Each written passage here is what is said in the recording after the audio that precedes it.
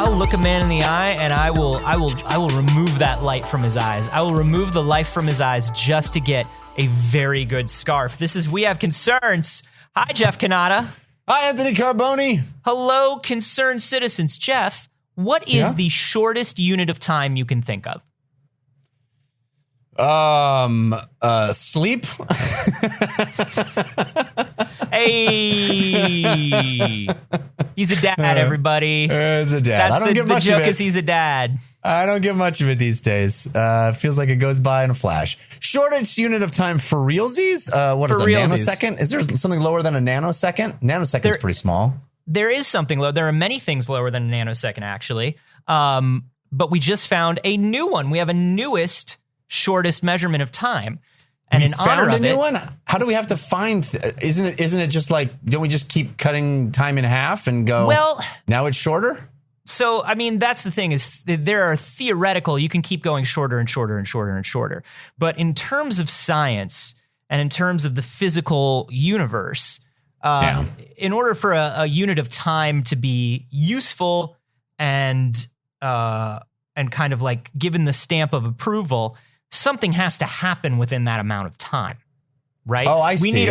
We need a reason, a physical reason within the universe to be like, okay, we need a unit of time this short. It has to be actually measurable to be denoted as an actual unit of time. Okay, so how do we measure the new smallest unit of time?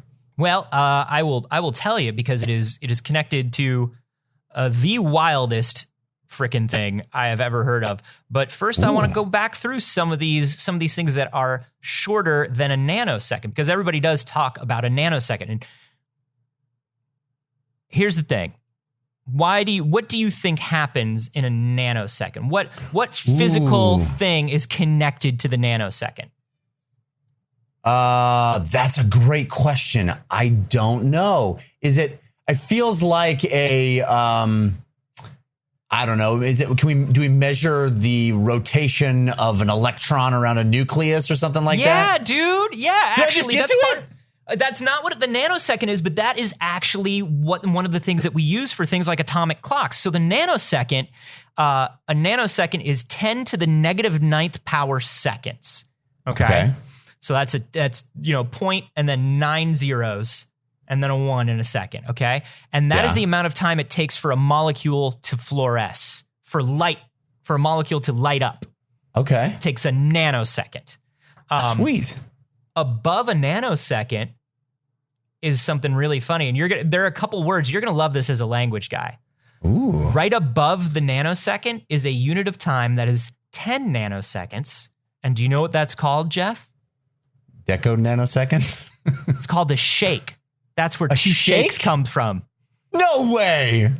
I thought it was 2 shakes of a lamb's tail. 2 shakes of a lamb's tail, but they turned it into a real thing. That's lovely. They turned it into a shake. A shake is 10 nanoseconds. Yeah. Then below I'll that, be back in 2 shakes, or for all of you keeping track, 20 nanoseconds. 20 nanoseconds. That's like a bunch of fastidious robots having a party. Like, oh, I'm going to run to the kitchen. Shakes. I will be back in 2 shakes. Measuring. And you're back. If you've never been to a robot party, you've got to go. They will make you feel better about your friends. It's a great Oingo Boingo song too. It's a robot party. Kids, ask your parents. Below that is a picosecond, which is 10 to the negative 12. Okay. And then you have a femtosecond. Femtosecond. Ooh. Yeah. That's the girl version? I don't know. That's how long it takes a girl to say no to me when I ask her out. That's a femtosecond is a second it's a nanosecond that presents as fem. Yes. A femtosecond is the pulse time of the fastest laser. The fastest time we can get a laser to pulse, turn off, turn on again, is a femtosecond. And that's 10 to the negative 15th. Is that the fastest laser in the West? Is that what you're talking about? The 2 guys that stood on the either end of the techno saloon, and one of them said, "Your robot party was terrible." The other one said, "You'll eat the end of my blaster." And then they stared at each other as the computing hologram. It's the hologram of the sun set in the background. Sure. Computing probability that I am your Huckleberry. Probability is 1-to-1. Exactly. That's exactly what happens. And then the fastest laser in the West won the day, as he always does, you know? Mm-hmm. Then we've got an attosecond, which is 10 to the negative 18th. And then we've got our new boy, Jeff. So attosecond was the previous shortest amount of time was an attosecond? We had an attosecond, and that was the previous physical measured second. Okay, so what was that a measurement of? So the attosecond is hold on one second. Okay, so 0.35 attoseconds is the time that it takes for light to travel the diameter of a hydrogen atom. Wow. And then an Awesome. attosecond itself is like the atomic unit of time. So like atomic clocks are calibrated to an attosecond. I'm digging this, but now we found something that is even shorter than an attosecond. Jeff, let me introduce you to the Zeptosecond. Oh, that is a sweet name, Zeptosecond. That owns attosecond. You know? Are you ready? Yeah, isn't that good? Yeah. So, the Zeptosecond, it takes 247 zeptoseconds for a particle of light to cross a hydrogen molecule. A particle of light. So we measured light crossing a single molecule. We measured that amount of time. Yeah. And it is so fast that we went, that's the shortest thing we've ever measured. We don't have a thing short enough to measure that. We could put it in a decimal of something else, but like you really don't want to go to a decimal of something that's already like a decimal of a second, right? You want a specific unit for it, right? Yeah. So they were like, well, we're going to call it 247 zeptoseconds because it is a trillionth of a billionth of a second. Trillionth of a billionth of a second. It is a decimal point followed by 20 zeros and a 1. It's kind of mind blowing. The thing I love most about this is that I would never have thought of units of time as discoverable, right? Mm-hmm. You discover new species, you discover new elements for the periodic table. You know, we've done that over the course of human history. The periodic table has had to expand and add new things in the corners of it. We discover all kinds of things. I would never imagine discovering units of time because I feel like, well, time is time is time is time, right? Yeah. But it makes so much sense that you go, well, no, you have to be able to measure it. You have to have something to measure. Yeah. Yes, so something has to happen. That's a perfect way of putting it. Yeah, so like discovering it is kind of it's a clunky word, right? Because you're right, it is a number, it is a numeric value. But like you got to have a reason. This is not frivolity times. This is not a good time jamboree. This is not clown shoes shit, Jeff. This is science. This is research. Yeah. We don't have time for you to walk in. You skip in late, you know, with your fucking sunglasses on and your fucking bluebird on your shoulder, and you're like, oh, it's a zeptosecond. Everybody's like, no, dude, that's fucking frivolity, and we don't have that right now. Yeah. We don't have time for your time. You know what I'm saying? Yeah. We only have real time. I don't have zeptoseconds to spare over here. Mm-mm. You know? I'm a busy scientist, man. So this is the most accurate measurement of time that we have ever made. It is a leap from the 1999 previous most accurate measurement of time. It's Nobel Prize winning work. Nobel Prize winning work to measure this time. Wow. 1999, they measured time in femtoseconds, which we talked about earlier. Now, femtoseconds, that's the amount of time it takes for chemical bonds to break and form. Okay. And that's fast. So we were fast. Like, chemical bonds be breaking and forming fucking so fast. It's fucking crazy, dude. It's a fucking millionth of a billionth of a second. Okay. It's a millionth of a billionth. Okay. Dude, and a so zeptosecond. We're in a different stratosphere. You said a trillionth of a billionth, right? A trillionth of a billionth. So this is not, this makes me understand why they need a new word, right? Because it's not like, well, it's slightly faster. We're in an order of magnitude faster. When you're talking about things on a molecular level, when you're talking about things on a particle level, right? Yeah, they need this scale. They need this scale. For you and me, we're like, I don't know, I'll be there in like 15 minutes. And 15 minutes can mean anything from 5 to 25 minutes. Yeah. Sometimes 45. 15 minutes is not it's not a standard. Yeah, it's not a standard unit of measurement. 15 minutes is whatever 15 minutes needs to be. There's 15 minutes and then there's an hour and then there's like, I got to do it tomorrow, right? Like that's it. Right. And you're talking pre-COVID, post-COVID, time is just even more abstracted. Please, it's like, I'll get it anywhere from 15 minutes. 15 minutes can now mean anything from actual 15 minutes to 2 to 3 weeks. Yeah. We are in the post days of the week calendar. You know what I mean? We're going to, that's what I'm doing this month. Yeah. So they, this is a thing where they're measuring actual, atomic and subatomic reactions of physical things in our universe. We've got to measure these things. We've got to figure out why they do what they do and how they do it.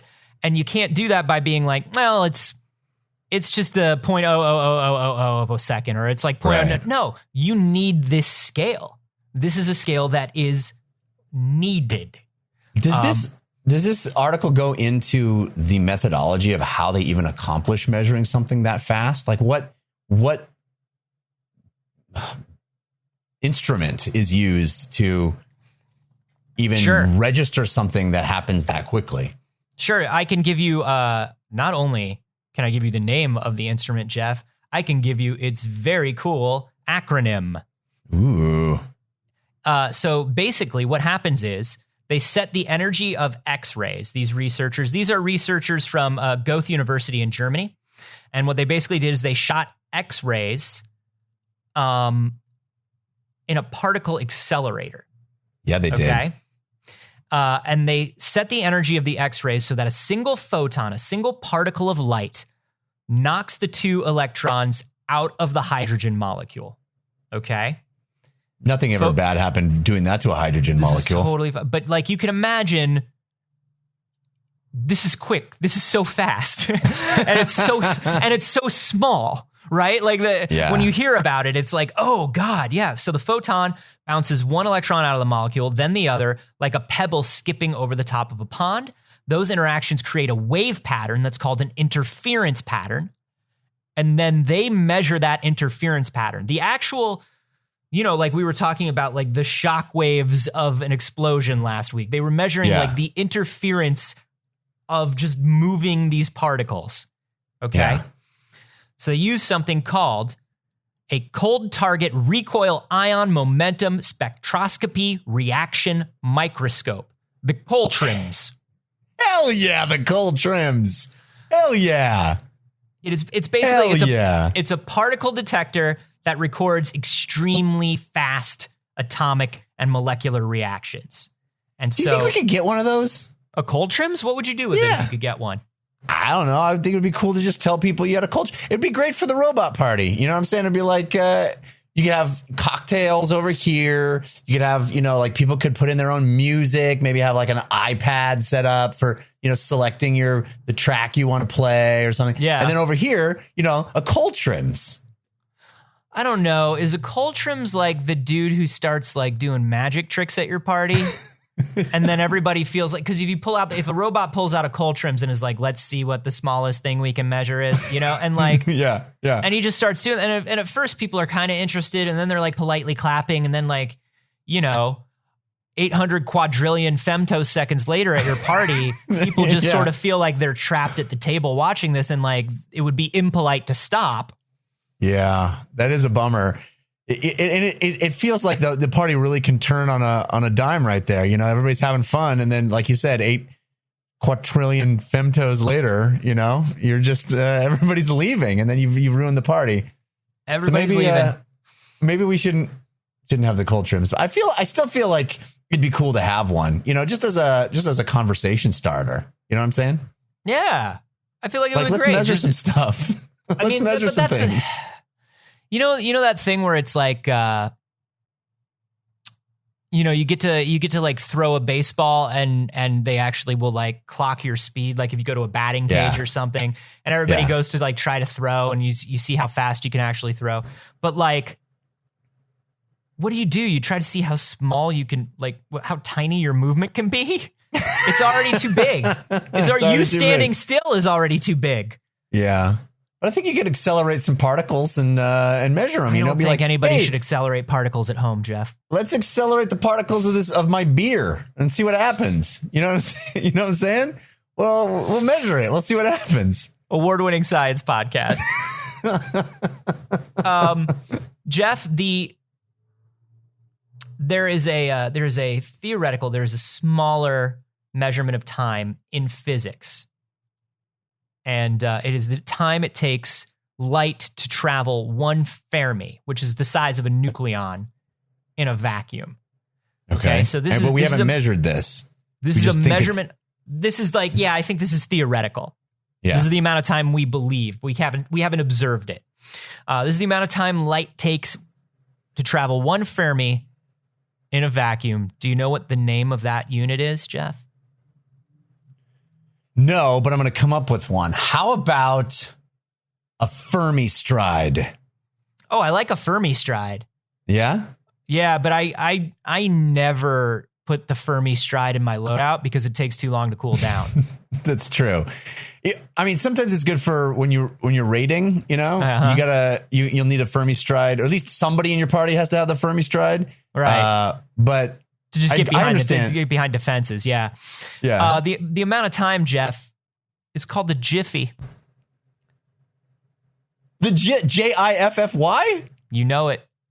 Jiffy. Yeah. So they're literally naming it after I'll be done in a GIF? Yep. That's incredible. They called it a Jiffy. Scientists with a sense of humor. Oh, scientists are great. A Jiffy, by the way, is that's a Jiffy in physics. A Jiffy in electronics is actually 1/60th of a second or 1/50th of a second, and it's used to measure the time between alternating power cycles. Well, no, that just seems a little confusing, right? Now, you have to define a division that you're talking about a Jiffy in. I'm talking about electronics versus physics. Yeah, you're talking about an electrical Jiffy versus a physical Jiffy. Yeah, and then you've got the cuisine Jiffy, which is the time it takes for a kernel of popcorn to explode into a delicious kernel of popcorn. The earliest technical usage for the word Jiffy, by the way, Jeff, was used in 1875 by Gilbert Newton Lewis. He proposed a unit of time called the Jiffy, which is equal to the amount of time it takes for light to travel 1 centimeter in a vacuum. It has since been redefined for different measurements depending on the field of study. Actually, if you go back 100 years from there, and I love to 100 years from Gilbert Newton Lewis, the first time it was used was in 1780. The origin is unclear, but we think it was thieves' cant for lightning. Oh, fuck yeah! We got some D&D shit up in here.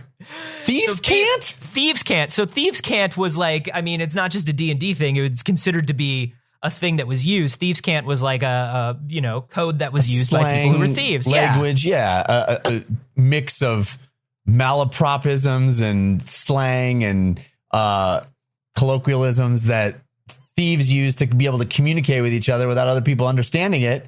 Yeah. That's awesome. It's like fucking pirate talk. Yeah, so thieves would use it as, oh, that's a Jiffy, lightning.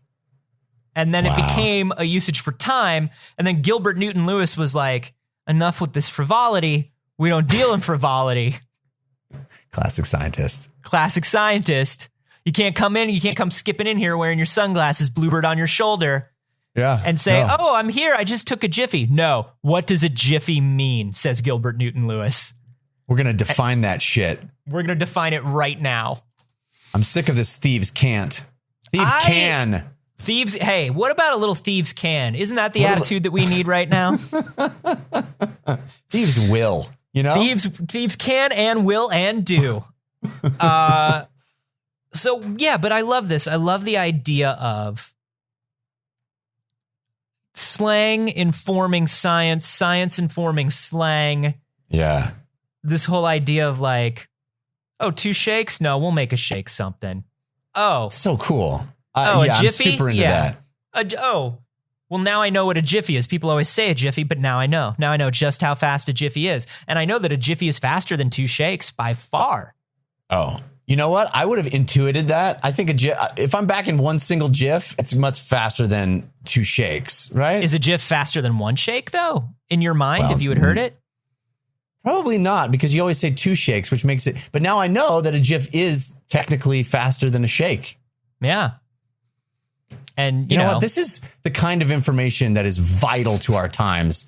And I'm so glad that people can come to this show and come away smarter, better prepared for all of the things that life throws at you. You know, in these trying times, who among us would want to be caught at some sort of, I don't know, robot party where someone misuses a term and then you'll be corrected in front of your friends and confidants? Nobody wants that. Nobody wants that embarrassment. That. It's literally the worst thing I can think of happening in 2020. I would love, do you know what I would love? I would love if there was like some sort of smartwatch app or face or something that would let me tell time in like jiffies. Do you remember do you remember when Swatch tried to create internet time? Like in the late 90s, early 2000s, when Swatch was like, "Oh, we've created beat time." Swatch created this thing called standard internet time, and it was measured in beats, and every day was so many beats. And the idea was, because it was a standard time, you wouldn't give people different times in different time zones or whatever. You would just tell them when you were going to be there, internet time. Based on your beats? Based on, beats was the measurement. Beats were like your seconds or your minutes or whatever. Okay. And the idea was Swatch internet time. The only thing I ever saw that used Swatch internet time was a video game for the Dreamcast. It was called Phantasy Star Online. And you could set things up based on beat time. And they would tell you when things were going to happen based on internet beat time. And like Swatch watches would use it for like a couple years. There was like a Swatch clock in Times Square that counted internet beat time for a while. I have no recollection of this. No, nobody does, because it did not work, Jeff. Nobody was interested in beat time. It turns out seconds and minutes are just fine, my guys. Swatch, there's no need to, and it wasn't like oh, there are 10 beats in a minute or something like that. It was like a weird, there were only like 8 beats or something like that. It was like you had to do like fucking algebra in your head. But what I would love is like some sort of watch or something where a watch face where I could measure things in minutes and seconds, but I also like to measure things in like femtoseconds or jiffies or shakes. Oh yeah. I want us to have our entire, episodes of these show listed out and you can scrub through in GIFs, in femtoseconds. Yeah. That'd be amazing. You could just decide your level of your unit of measure, and it's got like this big ass long number, you're like just scrubbing through. That'd be sweet. The worst thing is like a JKL shuttle through that only skips like 10 GIFs ahead, because it's nothing. It's so nothing. It's fucking nothing. By the time you hit the button, you're already farther than you would have been by an order of magnitude. Yeah. By multiple orders of magnitude. You ever get in that thing where you're trying to move your cursor only 1 femtosecond, and it's like it's so hard because you keep your hand so steady with the cursor, and you're trying to just move the thing 1 femtosecond, and you keep overshooting it or undershooting it. Oh, that's the hardest. And the thing is, it's like you go back because you weren't paying attention during that femtosecond because you got distracted, and you're like, this is what's going to be. Oh, I missed something important in that femtosecond. Let me go back. And so you go back 2 femtoseconds just so you can get back into it. And you're like, I heard this part before. And then you realize like you drifted off again. You missed the same femtosecond you did before. Yeah. You're just like, shit. I'm sure that happens to people on our show all the time. all the time. I want to apologize for each of the femtoseconds where our show is not interesting or funny. But it's a number that you cannot fathom, though. And there are not that many sorries in the world. But hey, we used up all the sorries. We just used up. There's so many. There's so many. We really shouldn't have done sorries based on the femtosecond model. We used them all up. No, I would like to apologize for one epoch. Like, that's what I'd like to do. It's easier. I'd like to apologize for just one epoch. I'd like to just be like, look, I really fucked up over the last epoch. Mistakes were made during this epoch. And I'd like to apologize for everything I did wrong. And I'm sorry. Yeah. It covers everything. Some other things that you should know that you'll find interesting. A moment is actually a medieval unit of time used by astronomers to compute astronomical movements. It's 1/40th of a solar hour. That's how long a moment is. 90 seconds is a moment, basically. Yeah, 90 seconds is a moment. And it's also how long astronomers saw those stars in your eyes. It's one single moment. What are you trying to do right now? Are you trying to turn this in? Same. Okay. Okay, don't make it weird, buddy.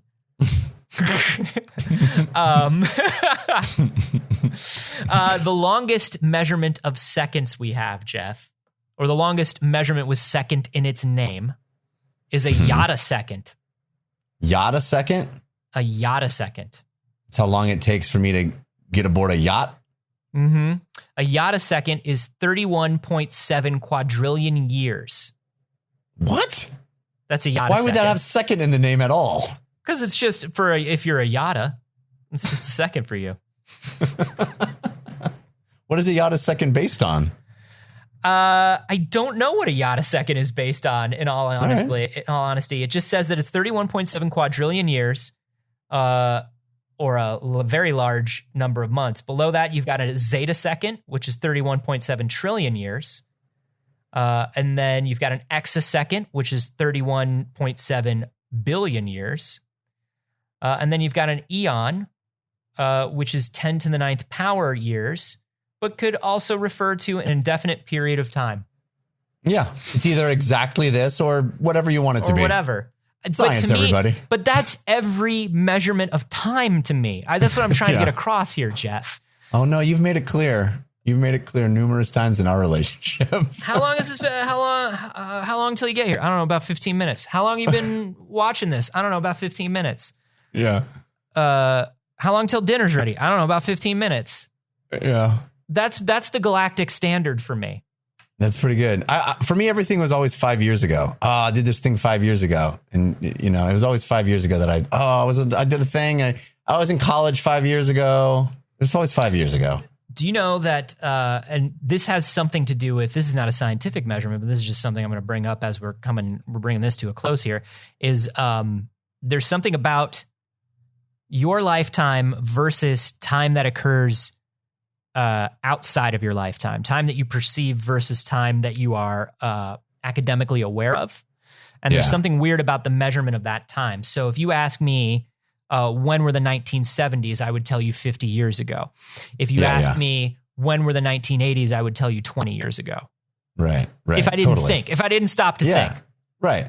Yeah. No, and everything is 15 minutes ago.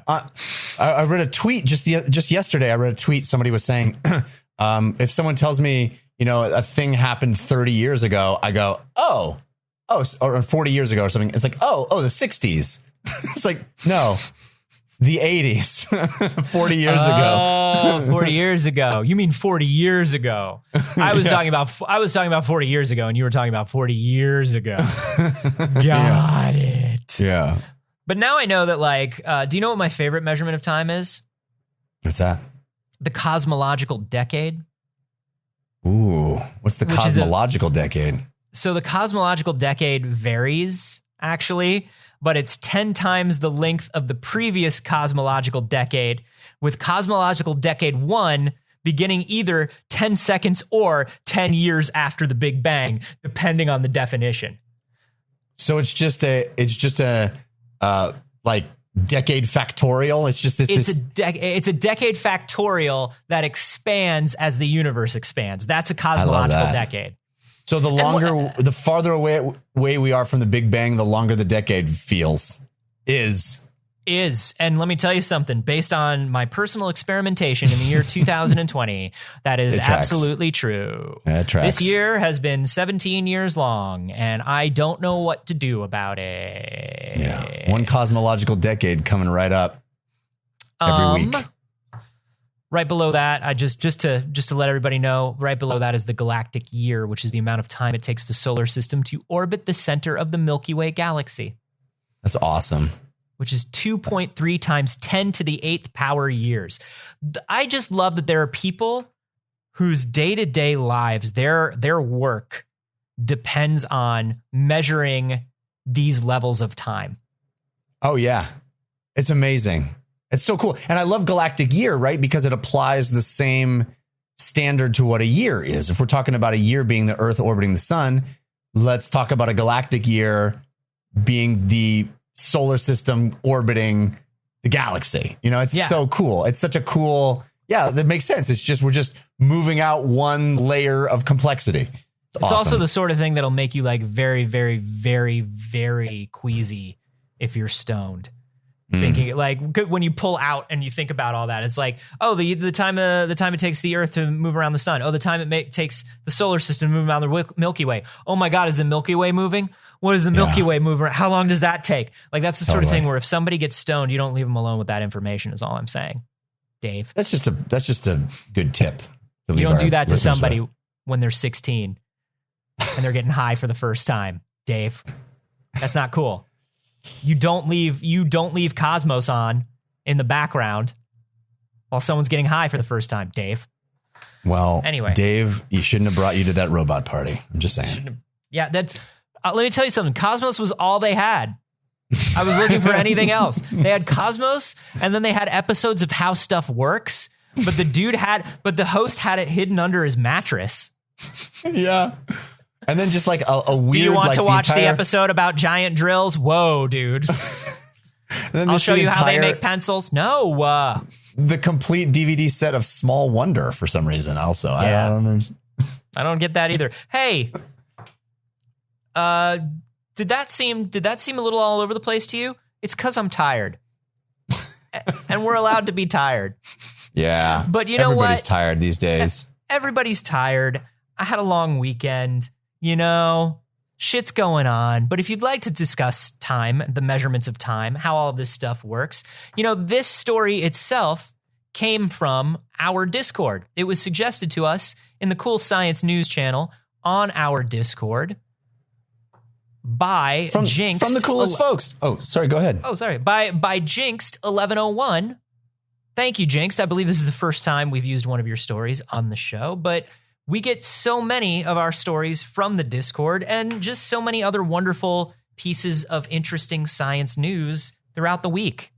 That's only because the Discord is full of incredible people, all of whom support our show on Patreon. The Discord is a closed community, and it just so happens that everybody that supports our show on Patreon is a really cool person.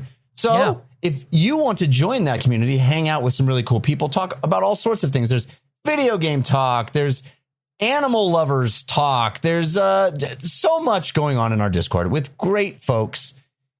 Become a patron. It little as $1 a month gets you into the Discord. And then there's perks above that as well. If you want to get extra bonus content from us, you want to hear what those conversations are that we start every episode with, hang out, all kinds of stuff. Join so many things. Join our Patreon, patreon.com/wehaveconcerns.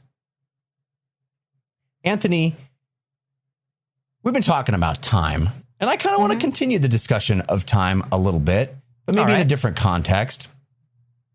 Let me ask you, how are you about the sell by or use by dates on food? Ooh, buddy, I will tell you, I am, it depends on how familiar I am with the type of food. right? I know for a fact that eggs, I've got like 4 or 5 days. I've got like 4 or 5 days on eggs if they're like refrigerated. wiggle room on either side. Like wiggle room, yeah. Like you know, if the egg's not floating like if the egg's like floating a little bit, you know what I mean, but the bottom is still sinking, that is a boiling egg. You know what I mean? And that's all you want to do with it. But if it's floating entirely, it's bad. You mean like in the package, just floating in the package? Just if they're floating, levitating. Yeah. If the egg is whispering, "Kill me," that's a bad sign. And you have 1 or 2 days left. But you know, things like yogurt. I mean, come on, man. Yogurt do be a culture anyway. Right. Yogurt be alive anyhow. You just put that yogurt in there and like you just kind of like yogurt is a 2 sniff test. The sell by date means nothing. Yeah. That's agree. Milk for me, like it's a sniff test. The number on the side is arbitrary. There are other indicators. But let me ask you about something that a lot of people consider to be maybe outside the bounds of normalcy when it comes to sell by or use by dates. And that is the mythical object we refer to as the Twinkie. What do you feel about a Twinkie? Now, there are a lot of urban legends about Twinkies, Jeff. Mm-hmm. There are a lot of urban legends about Twinkies. Some people will tell you that a Twinkie never goes bad. A Twinkie is 100% chemicals, and so it can never go bad. That was the urban myth about the Twinkie for a very long time. That's not entirely true.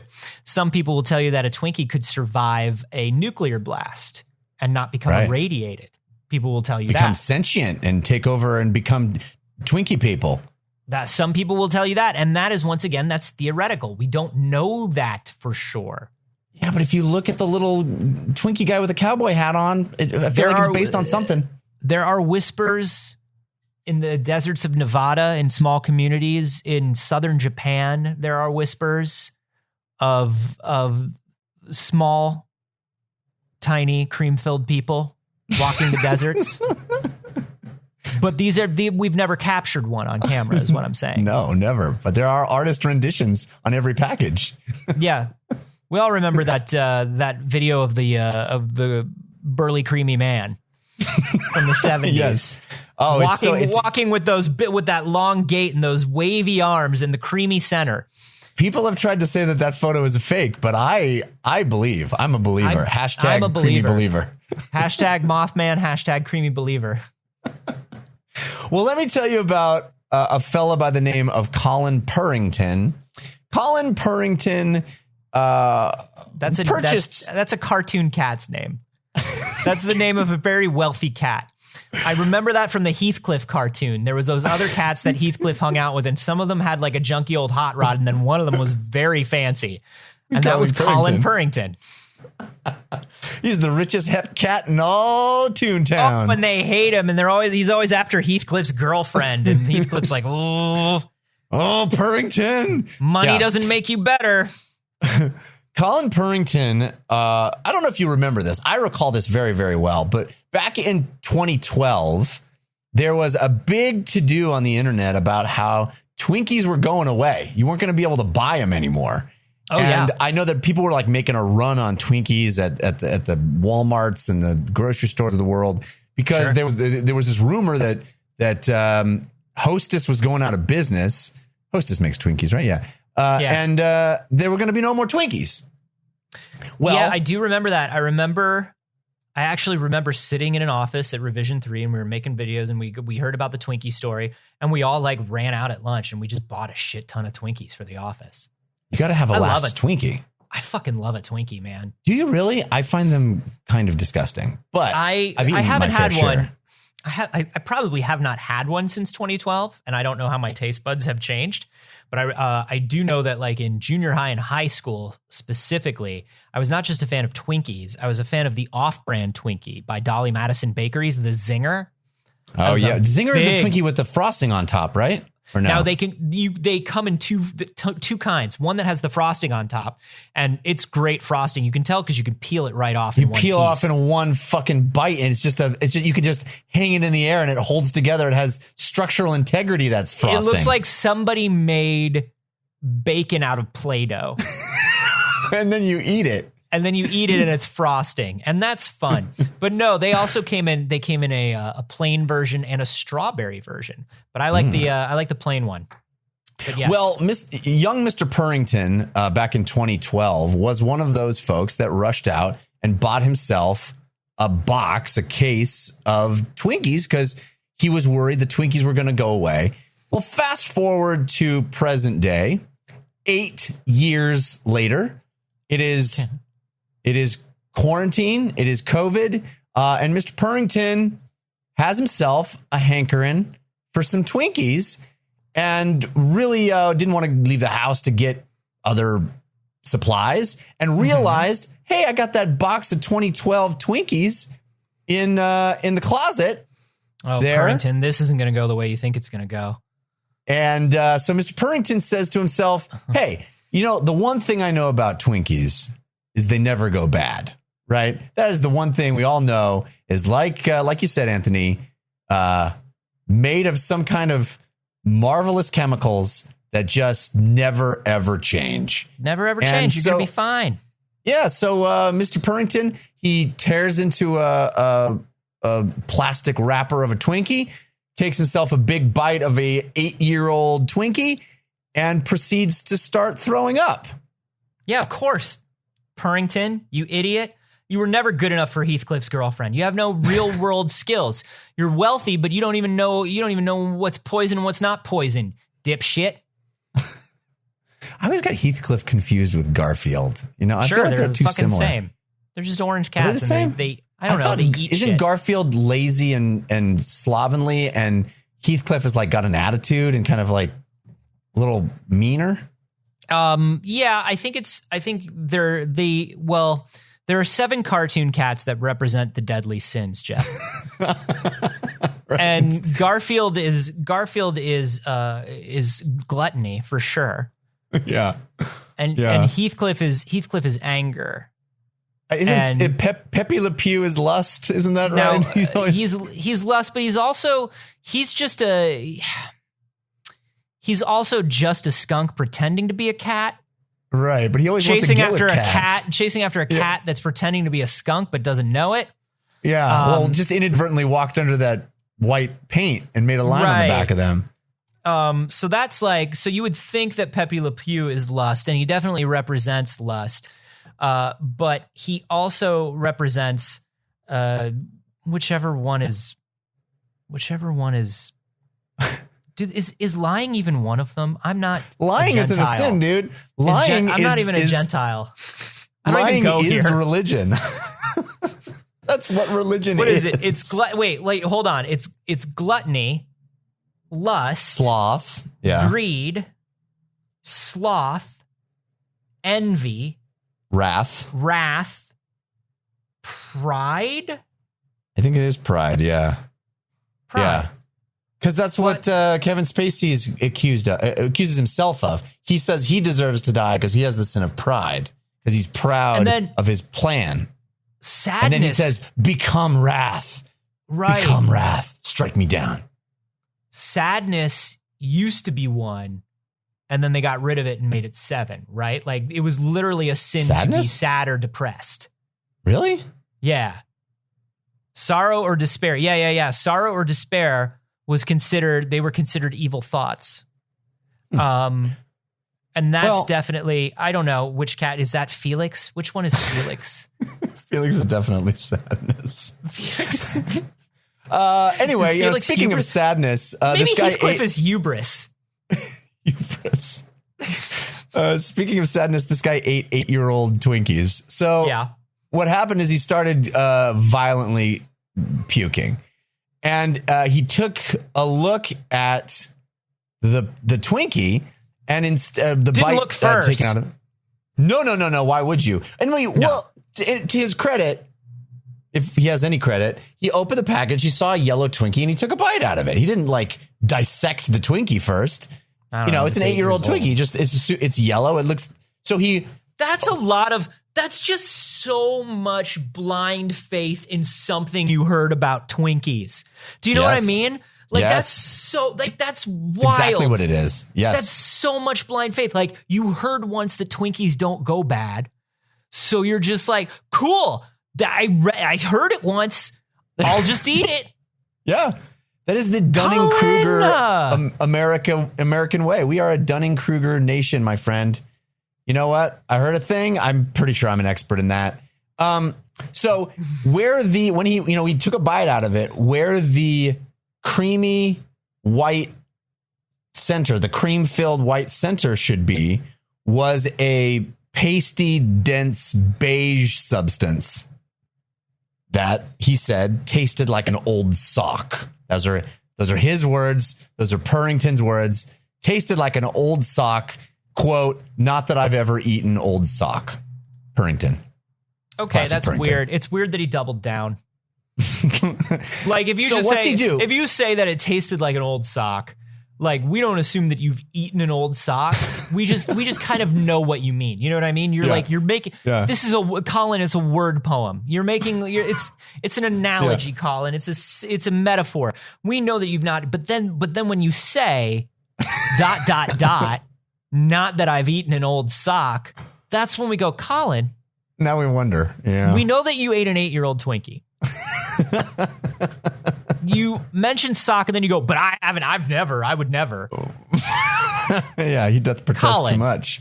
Colin, my guy. That's all I'm saying. Anyway. So Anthony, in the year of our Lord 2020, what does one do when one finds oneself having done something extraordinarily embarrassing, potentially unhealthy, and really personal? Well, what does one do? Oh, you post it. You got to post it.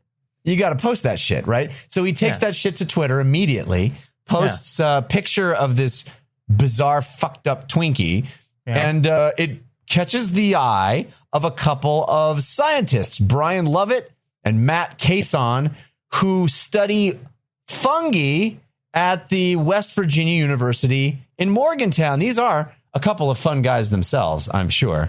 And they study this stuff, and they went, we want to check out this Twinkie. We gotta find out what's going on with this Twinkie. So they ask Purrington to send them the Twinkie. He sends them the entire case of Twinkies. And get this, Anthony, the beige innard version of the Twinkie is by far the least fucked up of the Twinkies in his box of Twinkies. Whoa, he lucked out? He blindly fished in and got what is clearly the only even semi-edible Twinkie of the bunch. There are pictures. We'll have a link in the show notes. You've got to see these pictures. One of them has what looks like a fucking tumor on its side. It is a strange blotch, a sort of brownish, reddish spot on the side. The weirdest of them has been turned into some sort of mummified horror show. I'm looking at this picture. You're looking at it, right? How do I explain that? Gray, wrinkled, horrible. It looks like the bag of crunchy noodles that they give you at Chinese takeout. Yes. It looks like that. Yeah. That like styrofoam stuff that they put in, like you would get the shrimp dish and they put the styrofoam on it. Yeah.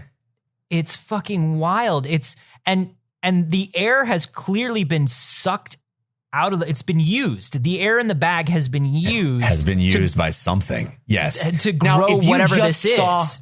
If you just showed me the picture of just this singular Twinkie in its current state, I would be hard pressed to come up with the fact that it originally was a Twinkie. It looks so far removed. The coloration is completely different. The shape has changed. The texture is completely wrong. It doesn't look anything like a Twinkie.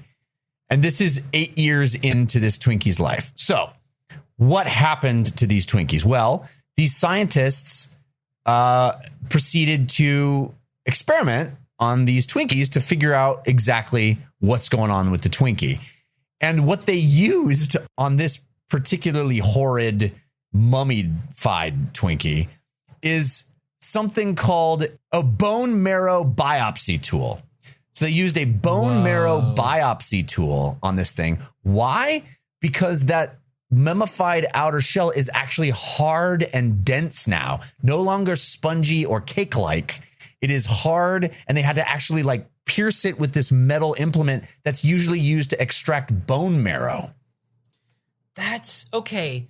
Now, here's my thing. These dudes study fungi. Yeah.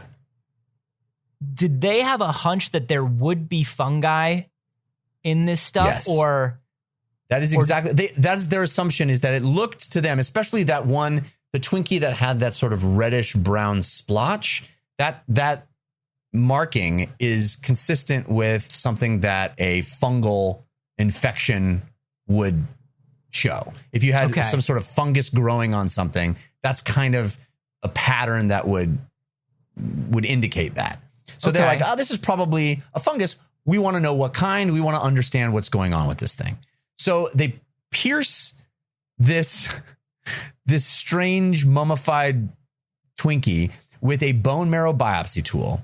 And it's hard. And then all of a sudden it's soft. They got to the creamy center. The creamy center in this one, unchanged.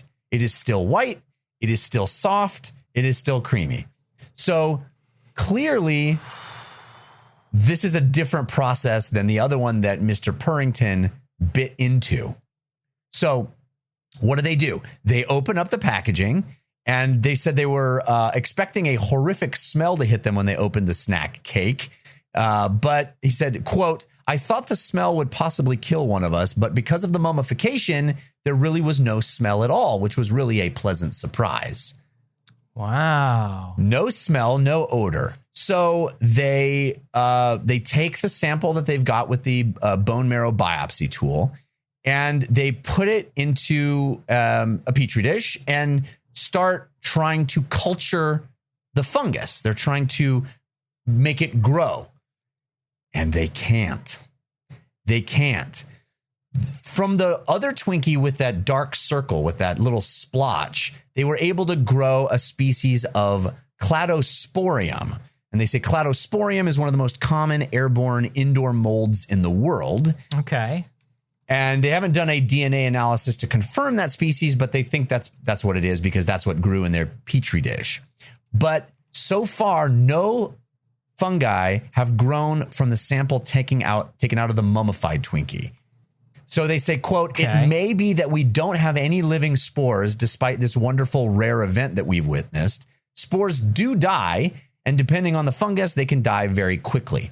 But what clearly happened here, or what they theorize as having happened, is that some fungus got into the Twinkie before it was sealed in its plastic container. That means in the factory, some fungus got into the packaging.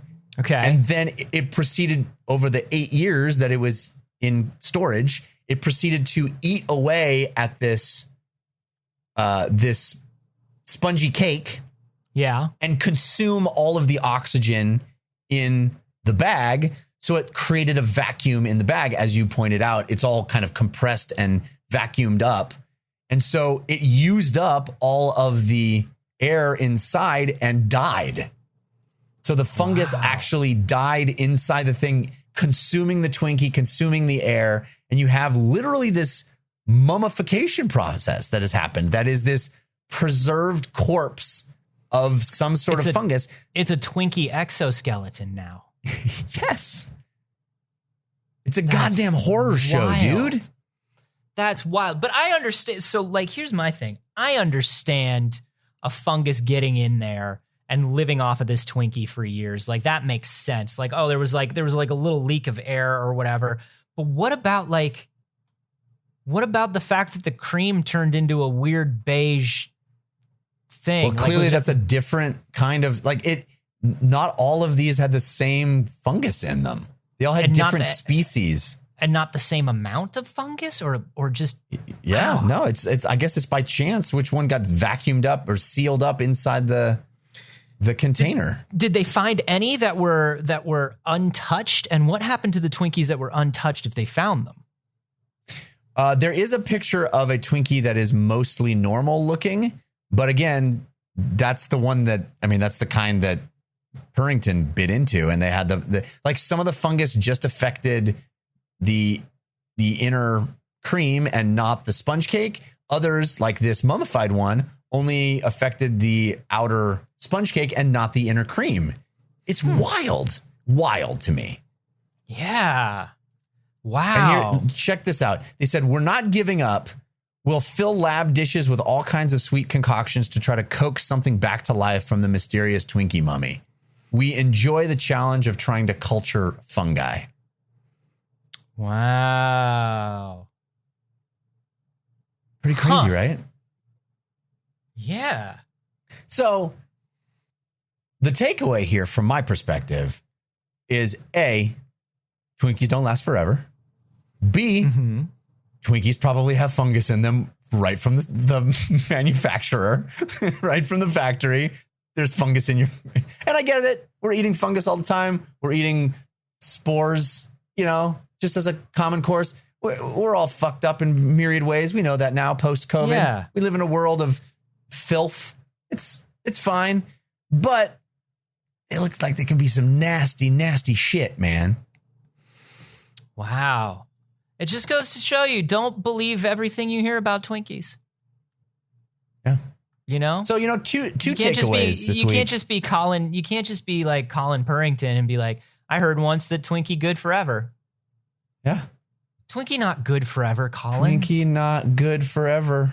Where did that come from? I could see where it's like believable, right? Like I could see where it's like a believable thing, particularly in a pre-internet age, to think that, oh, I heard a rumor that Twinkies last forever. And when you look at the ingredients on a Twinkie, you have to there's nothing real.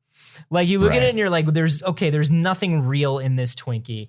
And you're like, okay, it's just a chemical thing. It's sealed up airtight. Like maybe they just don't go bad, but I can't believe believing that now. I can't believe believing that now as an adult in a world with the internet, believing like there is a type of food that never goes bad, right? Because there are foods that people think that about, like people are like, oh, if you get SpaghettiOs, that's the other one. Get SpaghettiOs and they last forever. SpaghettiOs don't last forever, even in an airtight can. There's no food that lasts forever. If something can last forever, I probably don't want to put it in my body, right? That seems bad. Seems pretty bad. There is an addendum on this article. By the way, this is an article that was sent to us by Jeff Rose. Okay. I thought, for a second, I thought it was the other one. No, it wasn't Cahoots. It's the underscore. Jeff Rose. We love the underscore. We're glad to see the underscore back. I have to say, I do use the Jeffs. If you're a Jeff, you're going to get preferential treatment from me. It's just going to work that way. So there's this addendum at the end of this NPR article that says there is a Twinkie at George Stevens Academy in Maine that has been around since the science teacher started an observational experiment of the Twinkie in 1976. Whoa. Says that Twinkie currently resides in the office of Libby Rosemeyer, who reports that it sits in a little glass and wood display case, much like the shield on my desk that is necessary because of the pandemic. And she says she's actually retiring this year. At the end of this school year, she's retiring as a teacher. She's been teaching for 40 years since the 70s. And she said she's going to donate the Twinkie to the school lab when she retires. So there is a Twinkie that at least appears to be normal. I'm guessing the only reason they kept it around is that it appears normal. That's been around since 1976. I want to eat it. No, you don't. No, I want to eat it. Hell. Oh, Jesus Christ. Now that you know, now that you've seen the photos, blah. Look, I get everything I just said, and everything I just said is very smart and should be listened to. The food can't last forever. It can't be good. But if it's been around since 1976,